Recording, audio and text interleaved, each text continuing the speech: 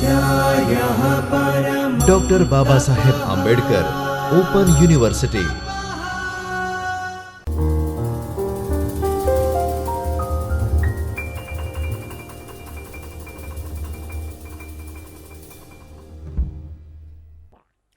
નમસ્કાર.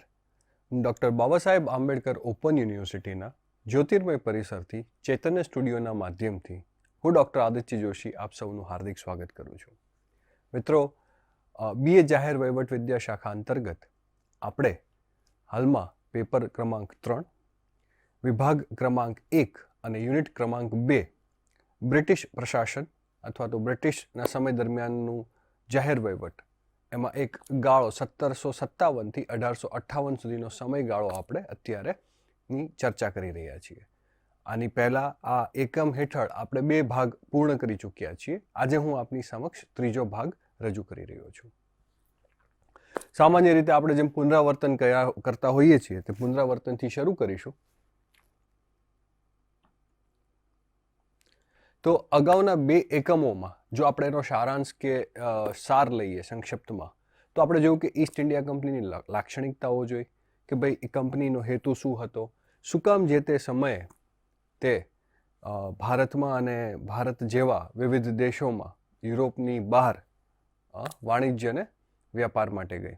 એ જ રીતે આપણે નિયામક ધારો જોયો. આપણે નિયામક ધારાની જરૂરિયાત, નિયામક ધારાઓ આવવાનું કારણ કે જે એના નામમાં જ તે નિયમન છે, તો એ કઈ બાબતોનું નિયમન કરતો હતું અને કરવાની આવશ્યકતા ઊભી થઈ, તે આપણે 1773ના નિયામક ધારાના ભાગરૂપે જોયું. અને ધારાની ખામીઓ તો બહુ સરળ રીતે જો આપણે કેવું હોય તો નિયમન ધારો જે છે, તો એને સૌથી સારું જે કોઈ કામ કર્યું હોય તો એ હતું કે ઈસ્ટ ઇન્ડિયા કંપનીનું જે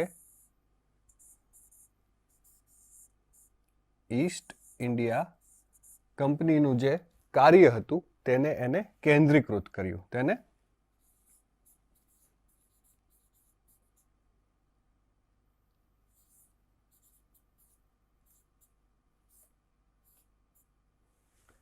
કેન્દ્રીકૃત કર્યું, સેન્ટ્રલાઇઝ કર્યું, જે બધું વિખરાયેલું હતું.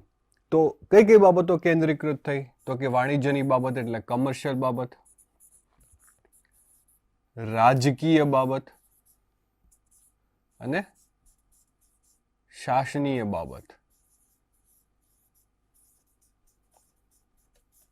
કારણ કે મિત્રો, ઈસ્ટ ઇન્ડિયા કંપની આવી હતી તો સૌથી પહેલા કોમર્શિયલાઇઝેશન માટે કે વ્યાપાર અને વાણિજ્ય માટે, પણ આમ કરતાં કરતાં જેમ જેમ પ્રદેશો વધતા ગયા એમ રાજકીય બાબતો આવવા માંડી, એવી જ રીતે શાસનીય બાબતો આવવા માંડી, પણ આ બધી વિખરાયેલી હતી.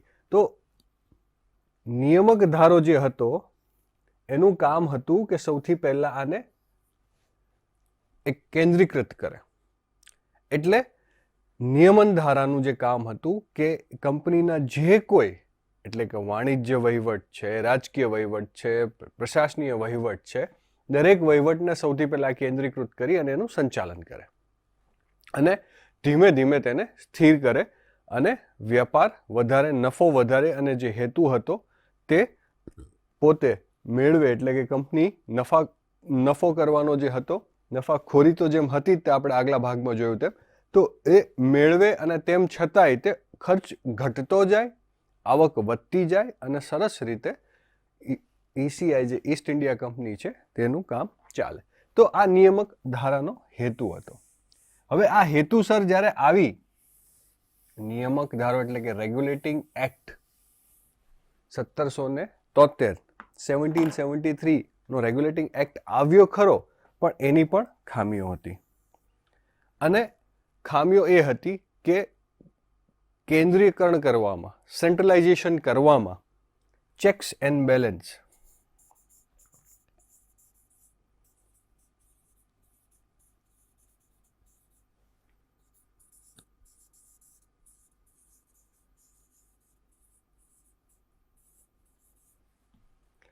તો કાયદાનો હેતુ હતો ECI કંપનીના માળખાને સુવ્યવસ્થિત કરી સુચારુ રૂપે સંચાલન થાય.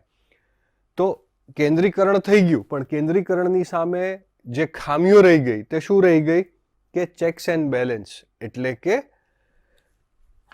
જે સમતુલા વહીવટની પ્રશાસનીય રીતે હોવી જોઈએ, સત્તાની જે રોક હોવી જોઈએ એ ન રહી.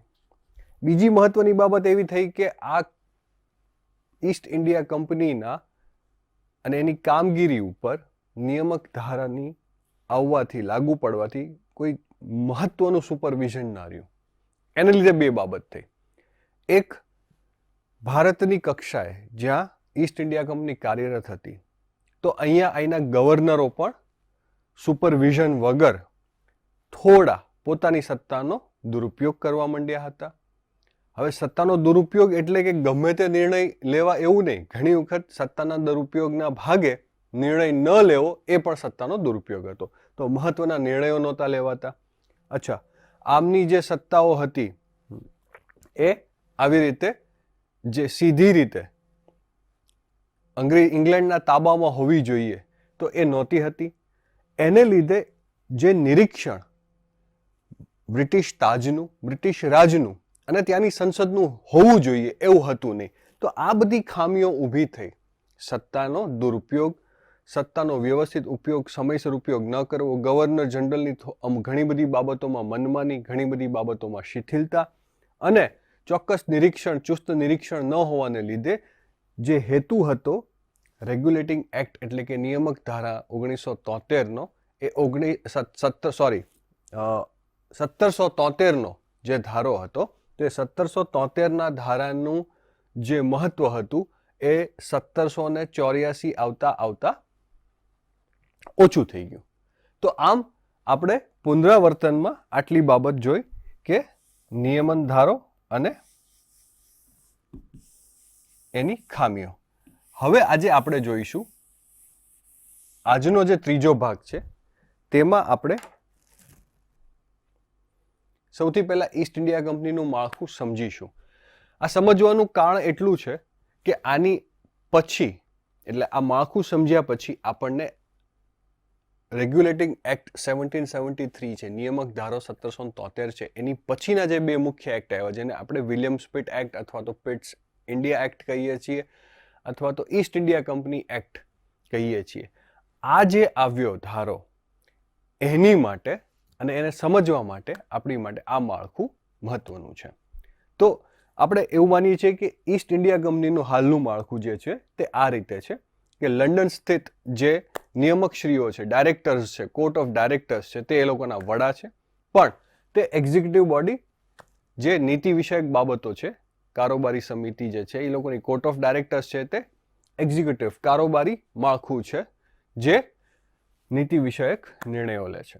એની પછી general court of share holders છે એટલે કે ભાગીદારોની સામાન્ય સભા જે નિવેશ કરતા છે, સહભાગીદારીતા છે, જે કંપનીની દરેક પ્રદેશની એટલે અહીંયા ભારતની ઈસ્ટ ઇન્ડિયા કંપનીનું નિર્દેશન અને નિર્દેશનની બાબતોના નિર્ણયોમાં મહત્વની ભૂમિકા ભજવે છે. એવી જ રીતે ગવર્નર્સ છે જે પ્રેસિડેન્સી, માનો કે જે તે સમયે કલકત્તા, મદ્રાસ અને મુંબઈ પ્રેસિડેન્સી હતી તો આ ત્રણ પ્રેસિડેન્સીના જે ગવર્નર્સ હતા, રાજ્યપાલો જેને આપણે કહીએ છીએ, તો એ લોકો પ્રાંતીય વડા હતા. અને ત્યારબાદ આપણે રેગ્યુલેટિંગ એક્ટમાં જોયું કે ત્રણેય પ્રેસિડેન્સીના ગવર્નર્સ એ ગવર્નર જનરલ જે બંગાળમાં બેસતા એના તાબા હેઠળ મૂકવામાં આવ્યા હતા. તો એ રીતે અહીંયા કાઉન્સિલ ઓફ એડમિનિસ્ટ્રેટર હતા, વહીવટકર્તાની પરિષદ જે સામાન્ય વહીવટો પ્રાંતથી નીચેની કક્ષાએ જોતા. એવી રીતે જેમ સૌથી શરૂઆતમાં આપણે જોયેલું કે એજન્ટો હતા જે બધો પદાર્થો અથવા તો જે કોઈ ઉપજ છે એ લાવવાનું કામ, એની ગણતરી, એનો સંગ્રહ અને એનું વેચાણ, લે વેચ, આ બાબતોનું ધ્યાન એજન્ટોમાં હતું ને કે એના સ્થાનિક વહીવટ કરતા હતા. તો આ એક બહુ સામાન્ય સરળ માળખું હતું. અને આની પછી એટલે 1773 અને જે 1784નો પિટ્સ ઇન્ડિયા એક્ટ છે એની વચ્ચેનું માળખું હતું અને પિટ્સ ઇન્ડિયા એક્ટ લાવવાનો જે હેતુ હતો એ પણ આની સાથે સંલગ્ન છે. તો આની વચ્ચે એટલે કે પિટ્સ ઇન્ડિયા 1784નો જે એક્ટ આવ્યો એની પહેલા એક એવો કાયદો આવ્યો જેને નિયામક ધારામાં 1773ના નિયામક ધારામાં સર્વોચ્ચ અદાલતોને જે ભાર આપવામાં આવ્યો હતો તેના કાર્યક્ષેત્રમાં થોડો સુધાર કર્યો. એ હતો 1781નો ખરડો. એની આપણે મુખ્ય બાબતો જ ધ્યાને લઈશું. એમાં સૌથી પહેલા અદાલતોને જે મહેસૂલ વસૂલાત અંગે પગલાં લેવાના જે અધિકારો હતા તે છીનવી લેવાયા. એટલે કે એ માત્ર ને માત્ર ન્યાયને લગતું જ કાર્ય કરે. જમીનદારો, ખેડૂત, મહેસૂલ વસૂલાત સાથે જે લોકો સંકળાયેલા હતા એ અદાલતના કાર્યક્ષેત્રની તેમની બહાર મૂકવામાં આવ્યા. એ જ રીતે કોઈ પણ વ્યક્તિ જે કંપનીનો કર્મચારી હતો અથવા તો જે તે સમયે છે તેની માટે સર્વોચ્ચ અદાલત કાર્યક્ષેત્રની નીચે તે ન આવી શકે. આમાં ભારતીયોનો પણ વિરોધ હતો કે જે દેશી કર્મચારીઓ એ વખતે કહેવાતા કે બ્રિટિશ કર્મચારીઓ અને દેશી કર્મચારીઓ, તો એ લોકોને આવરી લેવામાં આવતા. પણ જે તે દેશી કર્મચારીનો ધર્મ હોય, માનો કે કોઈ મુસ્લિમ ભાઈ હોય તો એના જે મુસ્લિમ કાયદાઓ હેઠળ એની સુનાવણી થતી, હિન્દુ હોય તો હિન્દુ કાયદાઓ હેઠળ તેની સુનાવણી થતી. તો જે તે ધાર્મિક કાયદાઓ જો હોય તો એ મુજબ કાર્યવાહી થતી. હવે આ સુધારેલા કાયદાને ગવર્નર જનરલ અને પરિષદના અપીલ સાંભળવા માટે અને સંભાળવાના જે અધિકાર ક્ષેત્રને માન્ય રાખેલ તે અભિલેખ અદાલત તરીકે અત્યાર સુધી ચાલ્યું આવતું હતું. તેમ આવા તમામ નિવેદન તથા અપીલોને દાખલ કરવાની તેમની ન્યાયિક સત્તાને માન્યતા આપી. એટલે મેં કીધું એમ કે અદાલતને બહુ મોટું કાર્ય આપી દીધું હતું. હવે કર વસૂલાત જેવી બાબત સામાન્ય રીતે ન્યાયતંત્રમાં અને અદાલતોમાં ન આવે, તે પણ તે સમયે ઈસ્ટ ઇન્ડિયા કંપનીમાં ની સાથે કાર્યરત આ બાબતે એટલે કે નિયામક ધારાએ આપેલી. તો તેને થોડી મઠારી, થોડી ઓછી કરી અને જે આપણે વાત કરી કે કેન્દ્રીકરણ થઈ ગયું હતું, જે 1773ના રેગ્યુલેટિંગ એક્ટ એટલે કે નિયામક ધારાએ જે વધારે પડતું કેન્દ્રીયકરણ કરી દીધું હતું, એને થોડું સુધારી મઠારીને થોડી બાબતો વિકેન્દ્રિત કરવામાં આવી. તો એ કામ હતું 1781ના આ સુધારાનું.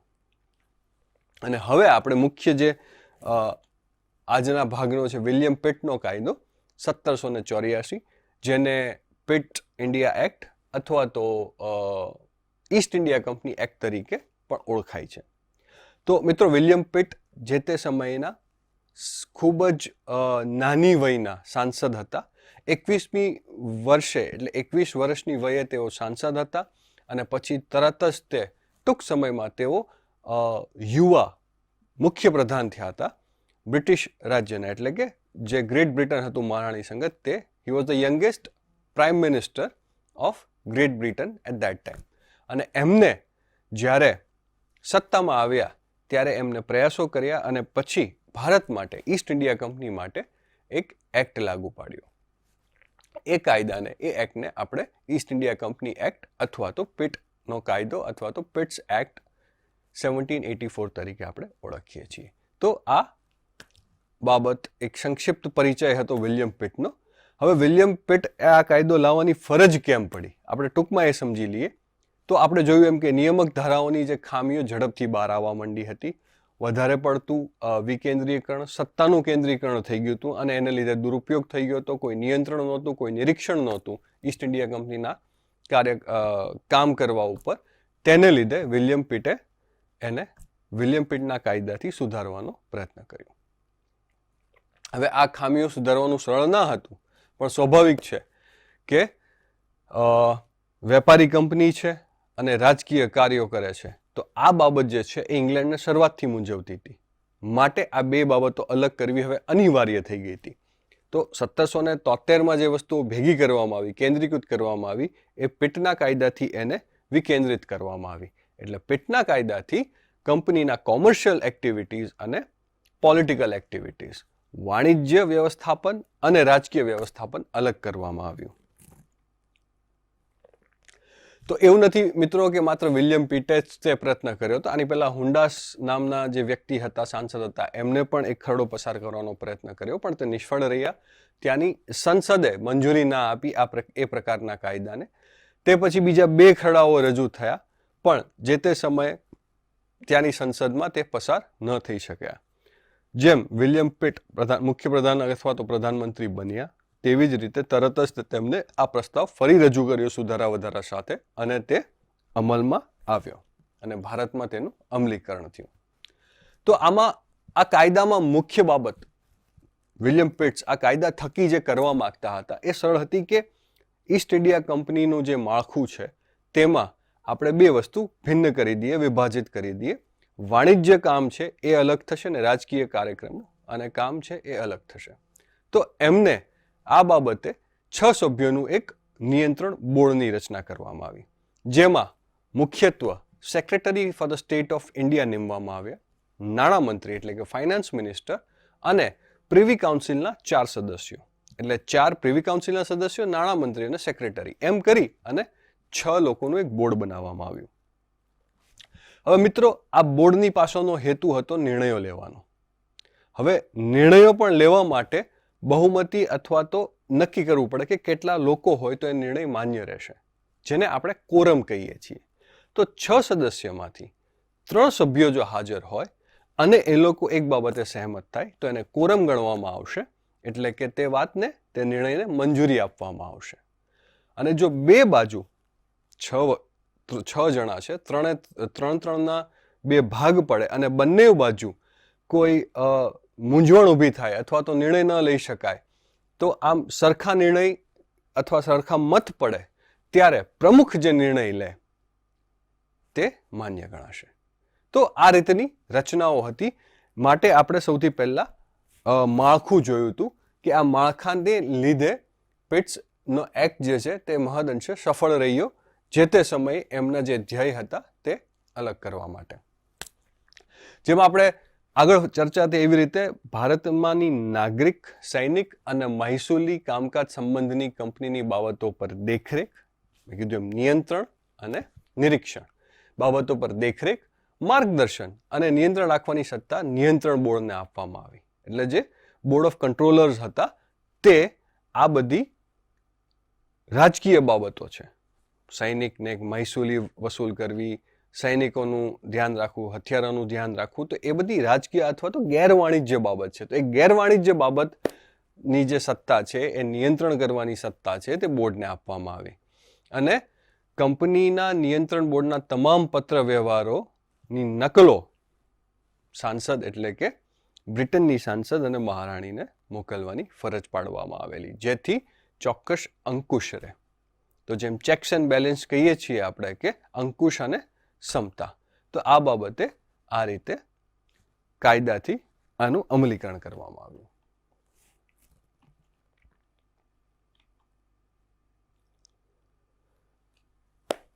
હવે જેમ મુખ્ય બીજી બાબતો થઈ કે વિલિયમ પિટના કાયદાના અમલીકરણથી ધીરે ધીરે કંપનીનું જે શાસન હતું તે આ કાયદાથી વાણિજ્ય કામથી અલગ થઈ ગયું અને વાણિજ્ય બાબતો ઉપર પણ બ્રિટિશરોનું એટલે કે બ્રિટિશ શાસનનું પૂર્ણ વર્ચસ્વ અને પ્રભુત્વ આવી ગયું.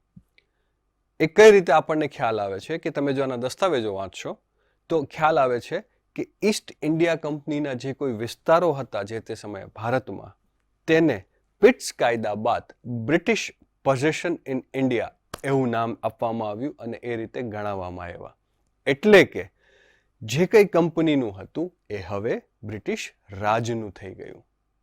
તો મિત્રો, આપણે આને જો એક સમયબદ્ધતા સાથે સમજીએ તો 1773માં જે સ્થિતિ હતી ઈસ્ટ ઇન્ડિયા કંપનીની, ત્યારની જરૂરિયાત હતી કે ઈસ્ટ ઇન્ડિયા કંપનીને કંટ્રોલ કરવી, એની ઉપર નિયંત્રણ મેળવવું, એની ઉપર અંકુશ રાખવું. માટે આપણે જે તે સમયે ત્યાંના સાંસદો લાવ્યા 1773નો નિયામક ધારો. નિયામક ધારાની 1 દશકાની જે ખામીઓ આવી એને સુધારવા માટે, કંપનીને જે સત્તા મળી હતી એ ફરીથી પાછી લઈ અને શાસન અને રાજકીય બાબતો અલગ કરવા માટે વિલિયમ પિટ્સે પિટ્સનો કાયદો અથવા તો પિટ્સ રેગ્યુલેટિંગ એક્ટ 1784 લાવ્યા. તો 73થી જે 84નો જે એક દશક હતો એમાં જે કંઈ ફેરફારો જોવામાં આવ્યા અને એ ખામીઓ દૂર કરી પ્રશાસન મજબૂત થાય એની માટે પિટ્સનો કાયદો આવ્યો. તો આપણી માટે આ એકમમાં જે મહત્વની વાત છે એ છે કે ઈસ્ટ ઇન્ડિયા કંપનીનું માળખું, એની લાક્ષણિકતા. જો પરીક્ષાલક્ષી વાત કરીએ તો પણ નિયામક ધારો 1773, એની ખૂબીઓ, એની લાક્ષણિકતાઓ અને એની ખામીઓ, અને એની ખામીઓ બાદ વિલિયમ પિટનો જે કાયદો છે 1784નો તેની મુખ્ય બાબતો અને તેની લાક્ષણિકતાઓ. તો મિત્રો, ભાગ 3 ઉપર આપણે અહીંયા વિરામ રાખીશું અને ભાગ 4માં આપણે ફરીથી પિટ્સના કાયદાનું પુનરાવર્તન કરી આપણે આગળ વધીશું અને 4થા ભાગ સુધી આપણે ફરી મળે. ત્યાં સુધી હું આદિત્ય જોશી આપ સૌનો ધન્યવાદ કરું છું. ખૂબ ખૂબ આભાર. જય ભારત, જય ગુજરાત. स्वाध्यायः परमः